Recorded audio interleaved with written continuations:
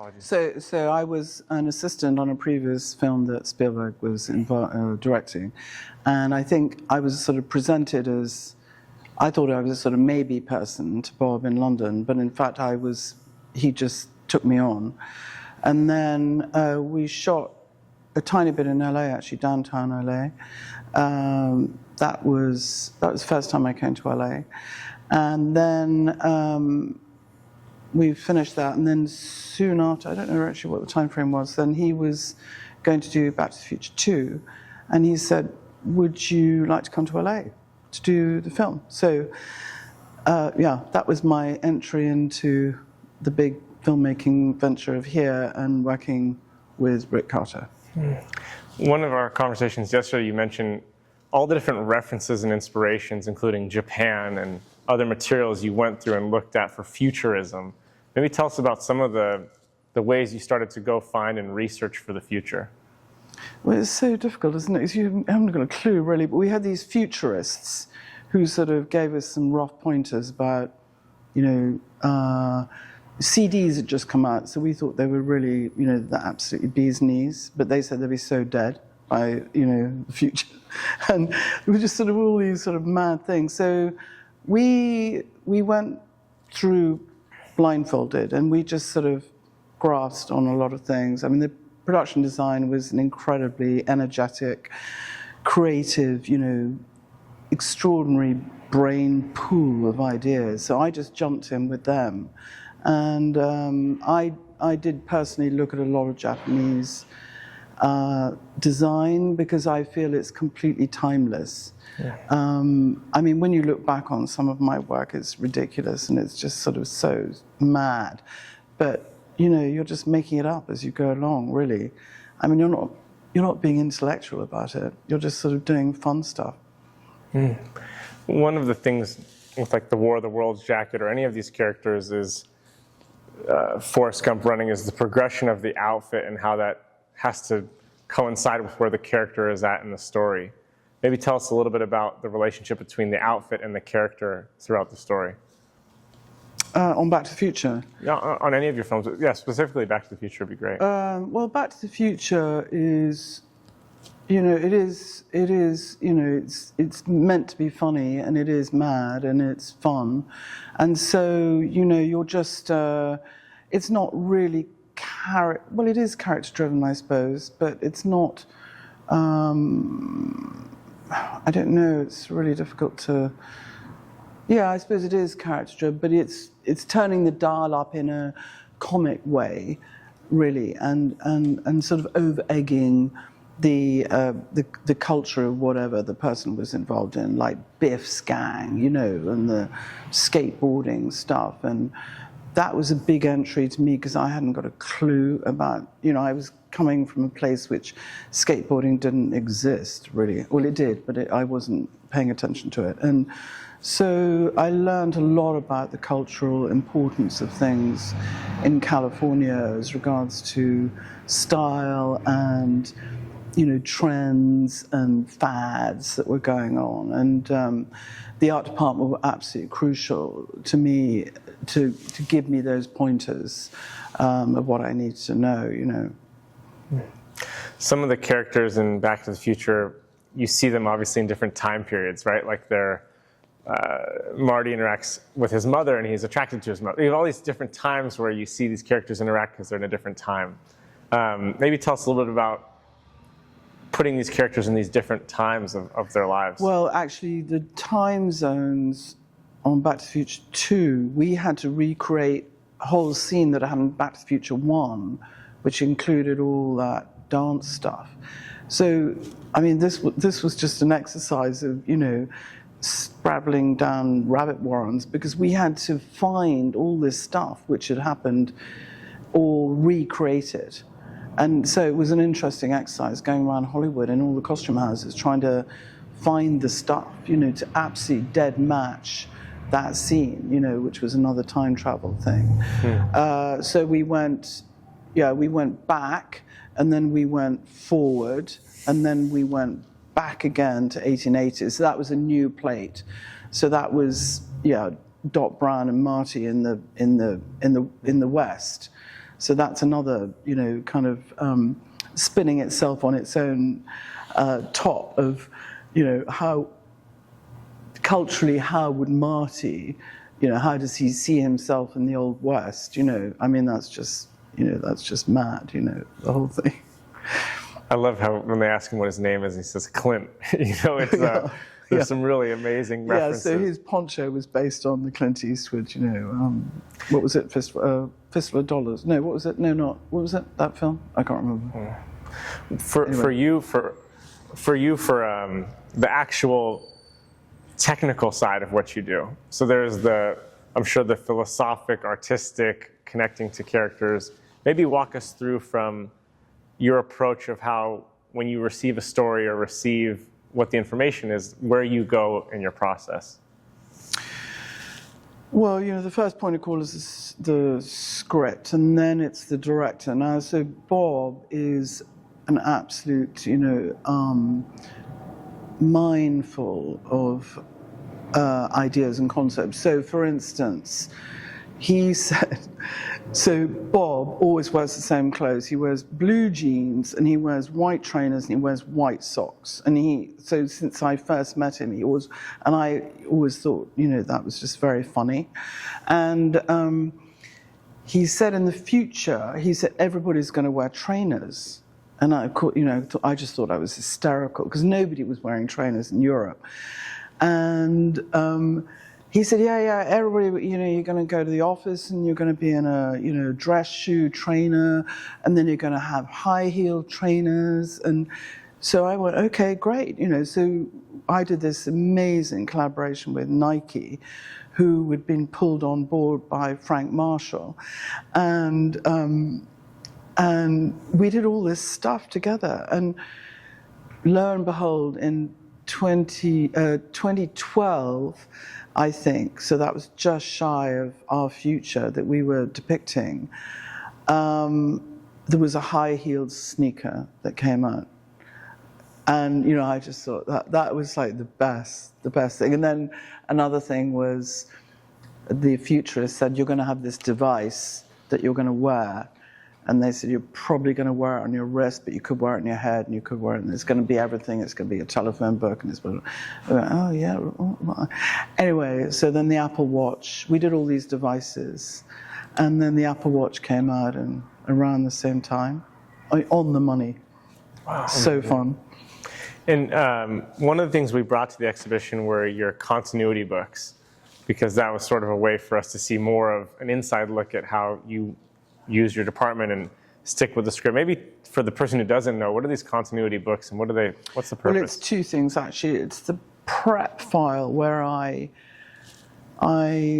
design what costume each character is going to wear in each scene. So each actor has their own kind of file. It's all quite old school and physical as well as digital now, but this stuff is all old. And so all the looks that I create, then I block it, and they have an arc and curve and an evolution, and it has to tell the story, whatever that character is doing.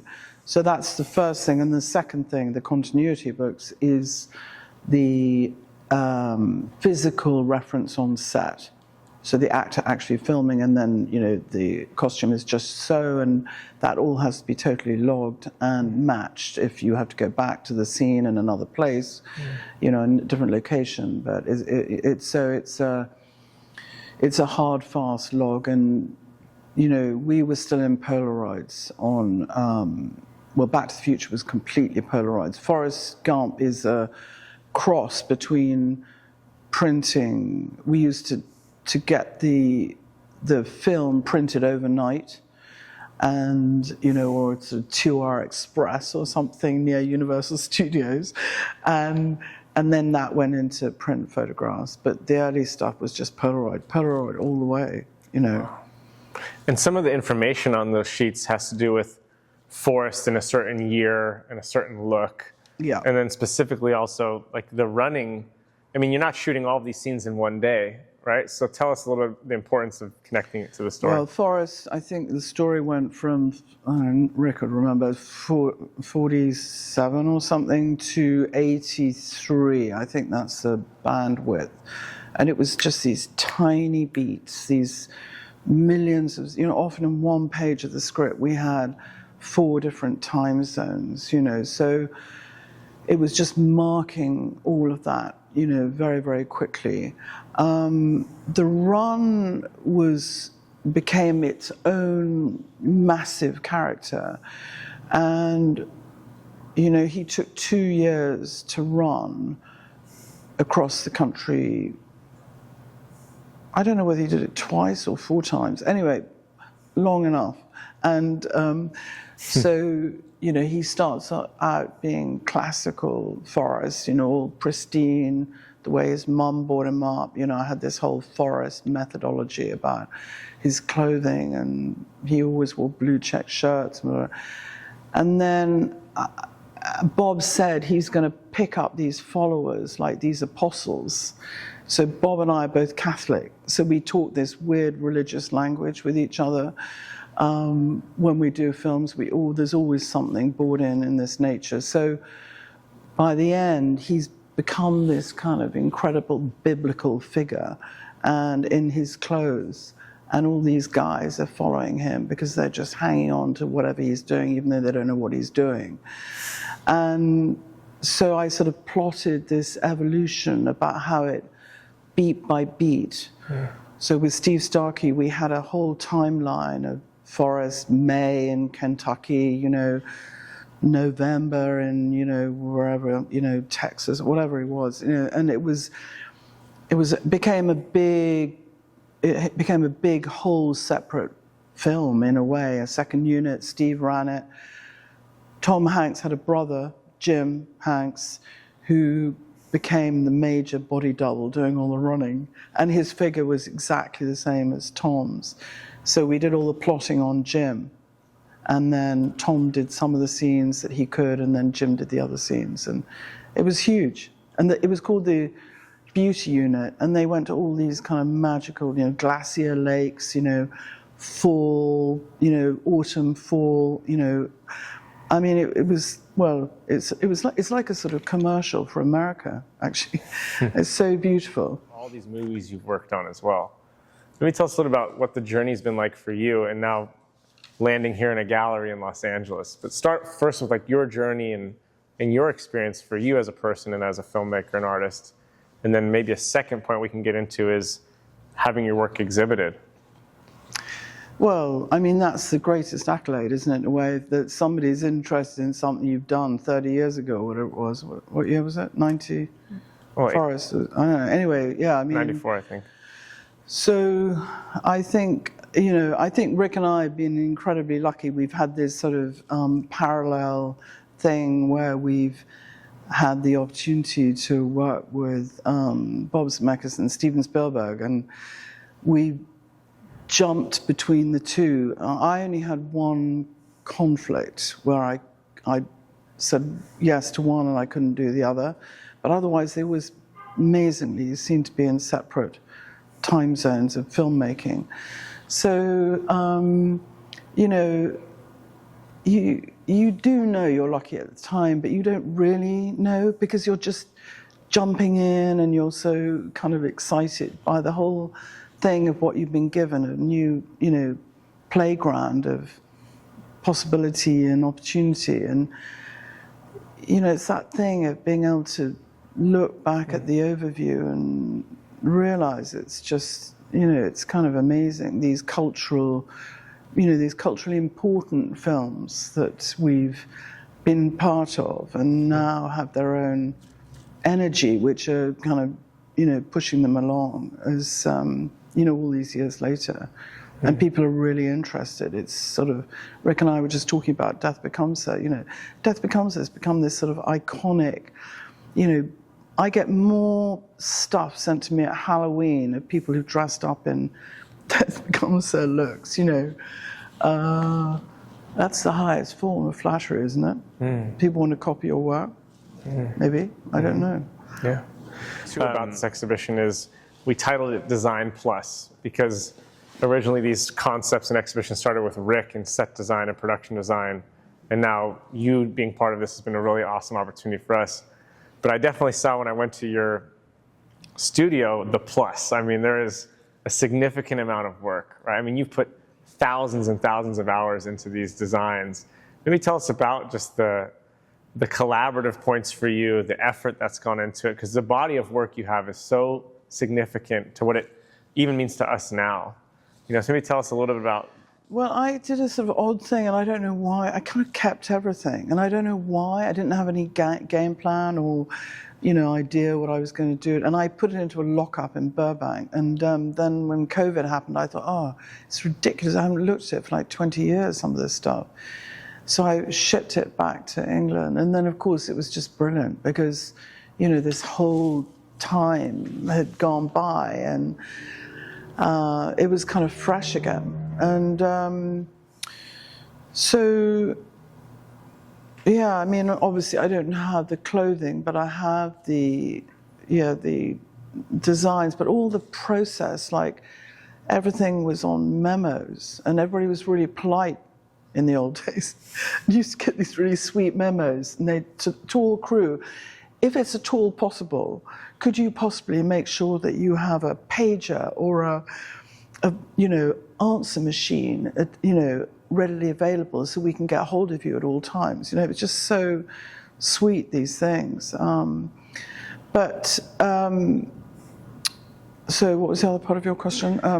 Just more of, I guess, there's two parts. I didn't ask it well. One is I actually want to ask this, more of the collaborative point. Oh, so the best thing about our jobs is the collaboration, because having directors who give you these very loose, sometimes precise, but general concepts about things that they want, and that Rick and I have that seemingly sort of capability of running with those things and taking them to places which are roughly where the director wants to be, or something that they weren't thinking of, but they really like the idea of. So for me, the script, as I said, and then the director discussions, and then my first port of call is always with the production side. They start ahead of me.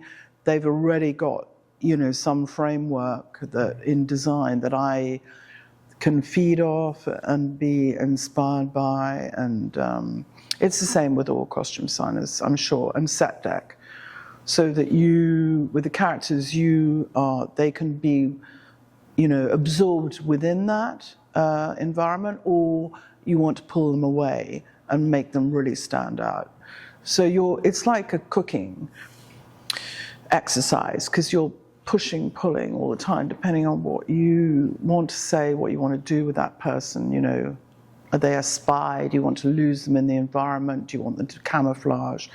Do you want them to make them a siren? Do you want to pull them up? Like Rick and I were just talking about Goldie Hawn as Helen in Death Becomes Her, when she goes down this marvelous thing of putting all this weight on, and then we suddenly see her the first time when she's pulled herself together, and she's a kind of she's a sexy siren goddess, and and that's really fun because you can.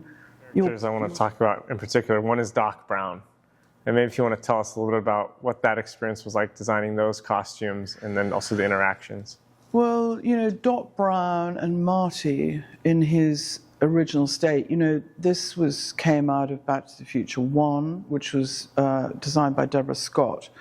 So I just took her essence, and she had these long coats on Doc Brown, and wacky and cargo pants, and I just carried on with that and just pulled it, kept it within that frame. I love the thing about fabrics flying around and hair, and everything's loose and baggy and wind and craziness, and Japanese. I did get a bit of Japanese involved in Back to the Future 2 in a design capacity, and kept, like Marty, when he goes into, that's another Bob thing. He said, Joanna, in the future, everybody's going to have clothes which are self-fit, because he would like clothes that self-fit. He doesn't want to be bothered with sizes, or he likes something just so practical, and it just literally fit him like that. And so he had this idea that Marty would get this jacket which would self-fit, but of course it all goes wrong. So I used the waistcoat life vest, quilted red piece that he had in Back to the Future 1, and I took that into a future, kept it red, but I made it out of rubber. I mean, it was just ridiculous. Anyway, and but all the mechanisms that were meant to go, none of it worked, and so it was sort of flailing all over the place. And the same with the Nike shoes. The Nike shoes, we thought we'd have self-fitting Nike shoes, but in fact we had, all these. It was before CGI really, so we had practical cables that went through the ground. And Michael Lantier, he had to pull these cables, and the shoe went. I mean, it was just hysterical. That's amazing. I mean, I didn't know that. I don't know that. Oh, it was just so funny. It's genius. I mean, yeah. I have one more question, then I'd love if we do 3 questions or 5 questions from your team as well. So if you guys think of something you'd want to ask. For me, I call my company Legacy West, right? Like it's a 4th generation Hollywood is what we're talking about all the time. And you mentioned this earlier that like the things you were doing, you're like, I'll just keep it. You didn't know people would value it 30 plus, 40 plus years later. Yet here we are exhibiting your art, right? And so even when you're not here, people are walking through and stopping and spending minutes, hours here looking at what you created. So I just want to compliment you on that. And then I also want to express that we want to take Design Plus further, right? And so maybe, I don't really have much, it's not a directed question other than like, if this were to go to England, if this were to go to France, if this were to go to the Middle East, if you could just talk about the global nature of what you've accomplished, things like this. An individual interpretation, isn't it, of somebody looking at something and turning it into their own, but basing it onto that thing. So I don't think you can go wrong. I mean, some are really funny, obviously, and what they focus on often is sort of fascinating, because they'll pick up a small detail and make it of major importance, and I think that's kind of great. But yeah, everybody's different, aren't they? So it's a... Yeah, I have a friend who has a perfect Marty from Part 1 outfit, and then recently they created a Clint Eastwood outfit, but it was like perfect. It's like one of the best ones. So it's like it's transcended like all the films have kind of like people go out of their way to try to be like as perfect and as so it's it's a testament to you. Yeah, I mean they do. I got a thing the other day sent to me about Isabella Rossellini's necklace in Death Become, which was this incredibly intricate thing that she's naked underneath. The necklace is her modesty, and it's like sort of her armor, her sort of her show. And when you take the potion, you get given a pin by her, and the idea was that the pin is hanging on the necklace, so she unhooks, and then eventually the necklace gets shorter and shorter. Anyway, this woman had literally all those parts on the necklace, absolutely 100% recreated them. I mean, that's an extraordinary, complex thing to do. Would have made, taken a huge amount of time to do all the molds, and and she'd done a total match to it. I'm going, it's just incredible. Yeah, it's amazing. About Part 3 in particular. About what? Part 3, the Old West. It's truly fantastic. I mean, production design, the costumes, everything's fantastic in that movie. It feels really real. A lot of more modern Westerns don't always, or at least Western comedies don't feel real. Can you talk a little bit about the work on Part 3? And in particular, I remember years ago somebody pointed out that Clara's dress was specifically something that was ahead of its time because she was coming from the East. so it was a little bit more modern than everything else at Hill Valley. Is that anything true, or is that just you just wanted to make her kind of That was nothing stand to do out? with me, but Okay. it's a good story. Yeah. No, I just wanted her to. I wanted her to really stand out, so I wanted her to be in this sort of violet purple, and the sort of one of the sort of funny sides of it is we were in Northern California in Sonora, and I dyed all the fabric. So I got the wool from England, and then we dyed it here, and then she was outside a lot in that sun, and it started to fade a lot, and it faded to a point it started going pinky. So we had to keep churning them out. It was very intricate with a lot of detail in it, and I had two things going on. I had the dress fading. I mean, obviously we had multiples already because of stunts and whatever. And then I had Ken Rawson, who was the visual effects supervisor. And in those days, I had to keep clear of what we call blue screen blue. And I like pushing my envelope quite badly with people. Yeah. And we tested this purple, and he went, "Oh, really? Do you have to?" And I said, "Yeah, we have to. Anyway, he agreed to it, but he complained the whole way through the film. He kept on saying to me, "You're going to give me so many problems in post." Anyway, it's fine. It was absolutely fine. But it was, I just designed her, I mean, she was more elegant than she would have been probably, but it was about the color.